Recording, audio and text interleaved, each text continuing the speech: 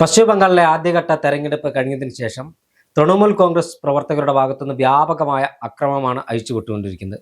കോൺഗ്രസ് നേതാവ് ലോക്സഭാ പ്രതിപക്ഷ നേതാവ് രാഹുൽ ഗാന്ധി പറഞ്ഞത് തൃണമൂൽ കോൺഗ്രസിന്റെ ഗുണ്ടകളാണ്, മമത പോറ്റി വളർത്തിയ ഗുണ്ടകളാണ് കോൺഗ്രസ് പ്രവർത്തകനെ കൊലപ്പെടുത്തിയെന്നാണ്. കോൺഗ്രസ് പ്രവർത്തകനെ അതിക്രൂരമായി ഭാര്യയുടെയും അമ്മയുടെയും മുന്നിലിട്ട് അടിച്ചു കൊലപ്പെടുത്തുന്നു.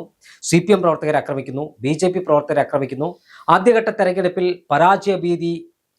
ആദ്യഘട്ട തെരഞ്ഞെടുപ്പിന് ശേഷം പരാജയഭീതിയിലായ മമതാ ബാനർജിയും തൃണമൂൽ കോൺഗ്രസിന്റെ ക്രിമിനലുകളും ചേർന്ന് ബംഗാളിനെ ഒരു അക്രമത്തിന്റെ തലസ്ഥാനമാക്കി മാറ്റുകയാണ് എന്നാണ് കോൺഗ്രസ് ഉൾപ്പെടെയുള്ള ബംഗാളിലെ പ്രതിപക്ഷ രാഷ്ട്രീയ പാർട്ടികൾ ആരോപിക്കുന്നത്. തൃണമൂൽ കോൺഗ്രസ് ഗുണ്ടകൾ അഴിഞ്ഞാടുമ്പോൾ ആ ഗുണ്ടകളെ നിയന്ത്രിക്കാൻ സർക്കാരിന് കഴിയുന്നില്ല എന്ന് മാത്രമല്ല, ഒരു വിഭാഗം പോലീസ് ഉദ്യോഗസ്ഥർ കൂടി ഈ ഗുണ്ടകൾക്ക് പിന്തുണ നൽകുന്ന സമീപനമാണ് ഉണ്ടാകുന്നതെന്നും കേന്ദ്ര സേന ഇറങ്ങിയതുകൊണ്ട് മാത്രമാണ് ബംഗാളിൽ അല്പമെങ്കിലും സമാധാനപൂർണ്ണമായ ഒരു തെരഞ്ഞെടുപ്പ് നടന്നത് എന്നാണ് കോൺഗ്രസ് പറയുന്നത്. അവിടെ നേരത്തെ ലോക്സഭയിലെ കോൺഗ്രസിന്റെ കക്ഷി നേതാവായിരുന്ന 2019-24 കാലഘട്ടത്തിലെ കക്ഷി നേതാവായിരുന്ന അധീർ രഞ്ജൻ ചൗധരി ഉൾപ്പെടെയുള്ളവർ തവണ മത്സരരംഗത്തുണ്ട്. ഇവരെല്ലാം തൃണമൂൽ കോൺഗ്രസിന്റെ ഗുണ്ടായുസത്തിനെതിരെ, മമതയുടെ അക്രമ രാഷ്ട്രീയത്തിനെതിരെ, മമതയുടെ കൊട്ടേഷൻ സംഘങ്ങൾക്കെതിരെ വ്യാപകമായ പ്രതിഷേധമാണ് ഉയർത്തുന്നത്. ഏറ്റവും അവസാനമാണ് ഇപ്പോൾ കോൺഗ്രസ് പ്രവർത്തകനെ തല്ലിക്കൊന്നത്. CPM പ്രവർത്തകർക്കെതിരെ വ്യാപകമായ ആക്രമണം അഴിച്ചുവിടുന്നു. BJP ഓഫീസുകൾ തകർക്കുന്നു, BJPക്കാരെ ആക്രമിക്കുന്നു. മമതാ ബാനർജി പരാജയം ഉറപ്പിച്ചതിന് ശേഷം മമത സമനില വിട്ട് പെരുമാറി പാർട്ടി ഗുണ്ടകളെ കൊണ്ട് അക്രമം അഴിച്ചുപിടിപ്പിക്കല്ലേ ബംഗാളിൽ ചെയ്യുന്നത്? തീർച്ചയായും ഒന്നാം ഘട്ട തെരഞ്ഞെടുപ്പ് കഴിയുമ്പോൾ പോളിംഗ് ശതമാനത്തിൽ വന്ന വർധനവ് നമ്മൾ ഇതിനു മുമ്പ് സംസാരിച്ചപ്പോഴും പറഞ്ഞതാണ്. ആ ഒരു വർധനവ് സൂചിപ്പിക്കുന്നത് ഒരു മാറ്റമായിരിക്കുമോ? അങ്ങനെ ഒരു മാറ്റം ഉണ്ടായാൽ മമതയെ ബംഗാൾ കൈവിടുമോ? BJP അല്ലെങ്കിൽ താമര ബംഗാളിൽ വിരിയുമോ എന്നുള്ള ചോദ്യമുണ്ട്. അപ്പൊ മമതയ്ക്ക് അറിയാം എന്തായാലും ഇനിയുള്ള തെരഞ്ഞെടുപ്പ് അത്ര എളുപ്പമായിരിക്കില്ല. ഈ തെരഞ്ഞെടുപ്പിൽ പരാജയം ഉണ്ടാകുന്ന കാര്യം ഉറപ്പായിട്ടുണ്ട്. ആ ഒരു സാഹചര്യത്തിൽ കൂടിയാണ് മമതയുടെ നേതൃത്വത്തിൽ അല്ലെങ്കിൽ തൃണമൂലിന്റെ ക്രിമിനലുകൾ ബംഗാളിനെ നശിപ്പിക്കാനായി ശ്രമിക്കുന്നത്. ഇത്തരം ആക്രമണങ്ങൾ ഒരിക്കലും നമുക്ക് അംഗീകരിക്കാൻ കഴിയുന്ന കാര്യമില്ല. ആദ്യഘട്ട തെരഞ്ഞെടുപ്പാണ് കഴിഞ്ഞിരിക്കുന്നത്. ഈ പറയുന്ന പോലെ ഏത് തരത്തിലായാലും നമുക്ക് അംഗീകരിക്കാൻ കഴിയുന്ന രീതിയല്ല. ഒരു ജനാധിപത്യ രാജ്യത്ത് മമത എന്ന് പറയുന്ന ഒരു ഭരണാധികാരി, ആ രീതി പോലും മമത ഒരു ഏകാധിപതിയാണ് എന്ന് പറയേണ്ടി വരും. ഇനിയിപ്പോ BJP ആണ് അവിടെ അധികാരത്തിൽ വരുന്നതെങ്കിൽ ഒരു മാറ്റം ഉണ്ടായാലും വലിയ മാറ്റമൊന്നും ഉണ്ടാവില്ല. അവിടെയും ഇനിയും BJP അധികാരത്തിൽ വന്നാൽ ബംഗാളിൽ ജനാധിപത്യം പിറക്കും എന്നുള്ള ഒരു അഭിപ്രായം എനിക്കില്ല. വലിയ മാറ്റങ്ങളൊന്നും ഉണ്ടാകില്ല. അവിടെ ഏകാധിപത്യ ഭരണം തന്നെയായിരിക്കും ഉണ്ടാവുക. എന്നാൽ മമതയുടെ പോലീസ് എന്ന് പറയേണ്ടി വരും. അല്ലെങ്കിൽ മമതയുടെ പോലീസ് പോലും മൗനമായി തൃണമൂലിനെ അല്ലെങ്കിൽ തൃണമൂൽ ഗുണ്ടകൾക്ക് സപ്പോർട്ടാണ് ചെയ്തുകൊണ്ടിരിക്കുന്നത്. ഇത്തരം അക്രമങ്ങൾ അഴിച്ചുവിടുമ്പോൾ കോൺഗ്രസ് ആവട്ടെ, CPM ആവട്ടെ, BJP ഇതുപോലെ എല്ലാ രാഷ്ട്രീയ പാർട്ടിക്കാരെയും എതിർ ചേരിയിലുള്ള എല്ലാവരെയും ആക്രമിച്ച് കീഴ്പ്പെടുത്താൻ മമതയ്ക്ക് കഴിയുമെന്നൊരു ചോദ്യമുണ്ടല്ലോ. ഇതെല്ലാം മമതയ്ക്ക് ഈ തെരഞ്ഞെടുപ്പിൽ തിരിച്ചടിയാകുമോ? ആദ്യഘട്ട തെരഞ്ഞെടുപ്പാണ് കഴിഞ്ഞിരിക്കുന്നത്. രണ്ടാം ഘട്ടത്തിലേക്ക് പോകുമ്പോൾ ഇതെല്ലാം ജനങ്ങൾ കാണുന്നുണ്ട്. എനിക്ക് തോന്നുന്നു കോൺഗ്രസിനും BJPക്കും CPM-നും ഒക്കെ ഇത് ഗുണം ചെയ്യും. മമതയുടെ ഈ അക്രമ രാഷ്ട്രീയം സാധാരണക്കാരായ ജനങ്ങൾക്ക് മനസ്സിലാവും. അത് മറ്റു മുന്നണികൾക്ക് ഗുണം ചെയ്യുകയായിരിക്കും ഈ തെരഞ്ഞെടുപ്പിൽ ഉണ്ടാവുക. തീർച്ചയായും മമതാ ബാനർജി പോറ്റി വളർത്തിയ ഗുണ്ടകളാണ് സംസ്ഥാനത്തുടനീളം അക്രമം അഴിച്ചുവിട്ടുകൊണ്ടിരിക്കുന്നത്. നീണ്ട 35 വർഷക്കാലം CPM ഭരിച്ച ബംഗാൾ, നീണ്ട 30 വർഷക്കാലം കോൺഗ്രസ് ഭരിച്ച ബംഗാൾ, ആ ബംഗാളിലാണ് ഇപ്പോൾ 15 വർഷമായി തൃണമൂൽ കോൺഗ്രസിന്റെ ഭരണമാണ് നടന്നുകൊണ്ടിരിക്കുന്നത്. തൃണമൂലിന്റെ ഗുണ്ടകൾ പലയിടങ്ങളിലും എതിർ രാഷ്ട്രീയ പാർട്ടിക്കാർക്ക് പ്രവർത്തന സ്വാതന്ത്ര്യമില്ലാതെ അവരെ ആക്രമിക്കുമ്പോൾ അതിനെ അപലപിക്കേണ്ട മുഖ്യമന്ത്രി മമതാ ബാനർജി ഈ അക്രമത്തിന് പ്രോത്സാഹനം നൽകി അക്രമത്തിന് കുടപിടിച്ചുകൊണ്ടിരിക്കുന്ന ഒരു കാഴ്ച. ഉത്തരേന്ത്യയിൽ സംഘപരിവാർ ആക്രമണം നടത്തുമ്പോൾ സംഘപരിവാർ ഭരിക്കുന്ന സംസ്ഥാനങ്ങളിലെ മുഖ്യമന്ത്രിമാർ സംഘപരിവാറിന് ഓശാന പാടുന്നത് പോലെ മമതാ ബാനർജി അക്രമികളെ പാലൂട്ടി വളർത്തുകയാണ് ചെയ്തത്. ഒരേ സമയം അക്രമികളെ പാലൂട്ടി വളർത്തുകയും അവർക്ക് താരാട്ട് പാടുകയും ചെയ്യുന്ന മമതാ ബാനർജി എന്ന് പറയുന്ന മുഖ്യമന്ത്രി രാജ്യം കണ്ട ഏറ്റവും വലിയ ഫാസിസ്റ്റുകളിൽ ഒരാളാണ് എന്നാരെങ്കിലും പറഞ്ഞാൽ അവരെ കുറ്റം പറയാൻ കഴിയില്ല. കാരണം ഒരു കോൺഗ്രസ് പ്രവർത്തകനെ മർദ്ദിച്ച് കൊലപ്പെടുത്തുന്നത് ആ കോൺഗ്രസ് പ്രവർത്തകൻ തന്റെ പ്രദേശത്ത് കോൺഗ്രസിന് വേണ്ടി പ്രവർത്തിച്ചതിന്റെ പേരിലാണ്. ഒരു CPM പ്രവർത്തകനെ ആക്രമിക്കുന്നത് തൃണമൂൽ കോൺഗ്രസിനെതിരെ പ്രവർത്തിച്ചതിന്റെ പേരിലാണ്. ഒരു BJP പ്രവർത്തകനെ ആക്രമിക്കുന്നത് തൃണമൂൽ കോൺഗ്രസിനെതിരെ മത്സരിച്ച സ്ഥാനാർത്ഥിക്ക് പിന്തുണ പ്രഖ്യാപിച്ചതിന്റെ പേരിലാണ്. ഒരു ജനാധിപത്യ രാജ്യത്ത് എതിർസ്വരങ്ങളെ അടിച്ചമർത്തി മുന്നോട്ട് പോകുന്നത് മമതാ ബാനർജി അല്ല.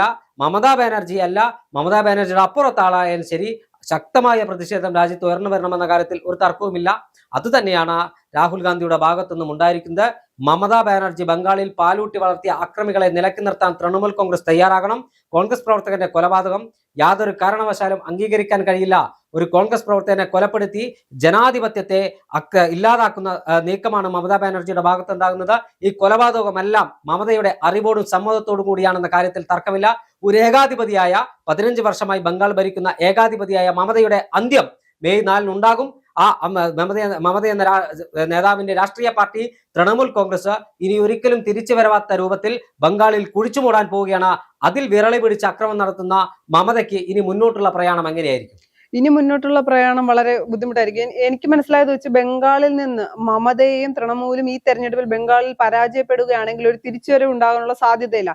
അത് മമതയ്ക്കും നന്നായി അറിയാം. അതുകൊണ്ട് തന്നെയാണ് ഇത്തരത്തിലുള്ള ആക്രമണങ്ങൾ അഴിച്ചുവിട്ടുകൊണ്ടിരിക്കുന്നത്. അതുകൊണ്ട് തന്നെ തൃണമൂലിന് ബംഗാൾ ഇപ്പോൾ നഷ്ടമാവുകയാണെങ്കിൽ നമ്മൾ കേരളത്തിൽ പോലും CPM-നോട് പറയുന്ന, അല്ലെങ്കിൽ ഉദാഹരണമായി പറയുന്ന ബംഗാളിലെ അവസ്ഥ CPM-ന് കേരളത്തിൽ ഉണ്ടാകുമെന്ന് പറയുന്നത്, ബംഗാൾ തൃണമൂലിനെ അതുപോലെ കൈവിട്ടാൽ ഒരിക്കലും പിന്നീട് ഒരു ഉദയം മമതയ്ക്ക് ഉണ്ടാകില്ല. ഈ ജനാധിപത്യ രീതിയിൽ ഭരിക്കുന്ന ഒരു ഭരണാധികാരി ആയിരുന്നുവെങ്കിൽ പിന്നീട് ഒരു തിരിച്ചുവരവ് നമുക്ക് പ്രതീക്ഷിക്കാമായിരുന്നു. കാര്യം അത്രയും നന്നായി ഭരിക്കുന്ന ജനാധിപത്യ രീതി, ജനാധിപത്യ മൂല്യങ്ങളെല്ലാം ഒപ്പം നിർത്തി ഭരിച്ചുകൊണ്ടിരിക്കുന്ന ഒരാളായിരുന്നു മമതയെങ്കിൽ ഒരു തിരിച്ചുവരവ്, ഇപ്പോൾ പരാജയപ്പെട്ടാലും തിരിച്ചു വരാനുള്ള സാധ്യത ഉണ്ട് എന്ന് നമുക്ക് വിലയിരുത്താൻ പറ്റുമായിരുന്നു. പക്ഷേ നിലവിലെ സാഹചര്യത്തിൽ മമത ഒരു ഏകാധിപതിയാണ്.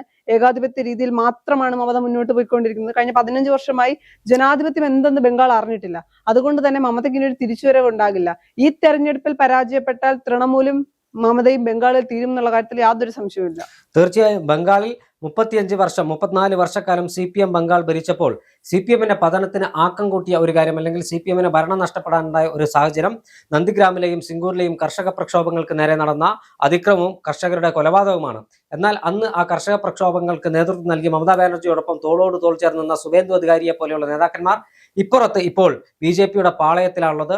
അവരുടെ നേതൃത്വത്തിൽ മമതാ ബാനർജിയെ വെല്ലുവിളിക്കുകയാണ്. അവിടെ തൃണമൂലിന്റെ ഭരണം അവസാനിച്ചാൽ കോൺഗ്രസോ CPM അധികാരത്തിൽ വരില്ല എന്നത് യാഥാർത്ഥ്യമാണ്. BJP-യാണ് അധികാരത്തിൽ വരാൻ പോകുന്നത്. പക്ഷേ മമതയ്ക്ക് തിരിച്ചടി നൽകണമെന്ന അവിടെ ജനാധിപത്യത്തിൽ വിശ്വസിക്കുന്ന ആളുകളെല്ലാം ആത്മാർത്ഥമായി ആഗ്രഹിക്കുകയാണ്. മമത പരാജയപ്പെടണമെന്ന് കോൺഗ്രസ് ആഗ്രഹിക്കുന്നു, മമത പരാജയപ്പെടണമെന്ന് CPM ആഗ്രഹിക്കുന്നു, മമത പരാജയപ്പെടണമെന്ന് RSPയും CPIയും ഫോർവേഡ് ബ്ലോക്ക് അടക്കമുള്ള രാഷ്ട്രീയ പാർട്ടികൾ ആഗ്രഹിക്കുന്നു, മമത പരാജയപ്പെടണമെന്ന് BJP ആഗ്രഹിക്കുന്നു. കാരണം എല്ലാവരുടെയും പൊതുശത്രു മമതാ ബാനർജിയാണ്. പൊതുശത്രു അവരുടെ രാഷ്ട്രീയ നിലപാട് കൊണ്ടല്ല, രാഷ്ട്രീയ എതിരാളികളെ ആക്രമിക്കുന്ന, രാഷ്ട്രീയ എതിരാളികളെ കായികമായി നേരിടുന്ന, രാഷ്ട്രീയ എതിരാളികളെ കൊലപ്പെടുത്തുന്ന മമതയുടെ കാട്ടാള രാഷ്ട്രീയം ബംഗാളിൽ നിന്ന് കുഴിച്ചു മൂടണമെന്ന് തന്നെയാണ് എല്ലാ രാഷ്ട്രീയ പാർട്ടികളെയും ആവശ്യം. മമത ഭയപ്പെട്ടു തുടങ്ങിയിരിക്കുന്നു. മമതയുടെ ഭയമാണ് ഇപ്പോൾ ബംഗാളിൽ അക്രമം അഴിച്ചുവിടുന്നതിലൂടെ കാണുന്നത്. ഈ അക്രമം അഴിച്ചുവിട്ടിട്ടും രണ്ടാം ഘട്ട തെരഞ്ഞെടുപ്പിൽ മമതയ്ക്ക് ഏതെങ്കിലും തരത്തിൽ ഒരു പിടിച്ചു നിൽക്കാൻ കഴിയുമോ? ഒരിക്കലുമില്ല. രണ്ടാം ഘട്ട തെരഞ്ഞെടുപ്പിൽ ഞാൻ ആദ്യം പറഞ്ഞതുപോലെ ഇതെല്ലാം തിരിച്ചടികളാകാനാണ് സാധ്യത. ഇപ്പൊ കോൺഗ്രസിൽ നിന്ന്, അല്ലെങ്കിൽ കോൺഗ്രസിനെ ഒരാളെ ഉപദ്രവിച്ച് കൊല്ലുമ്പോൾ, അല്ലെങ്കിൽ കോൺഗ്രസിനെയും BJP ഒക്കെ ഇത്തരത്തിൽ ആക്രമിക്കുമ്പോൾ അതെല്ലാം മറ്റു മുന്നണികൾക്ക്, കോൺഗ്രസിനും CPM-നും BJP-ക്കും വോട്ടർമാരെ സ്വാധീനിക്കാൻ കഴിയും. അതും മമതയ്ക്ക് തിരിച്ചടിയാകുന്ന കാര്യത്തിൽ യാതൊരു സംശയവുമില്ല.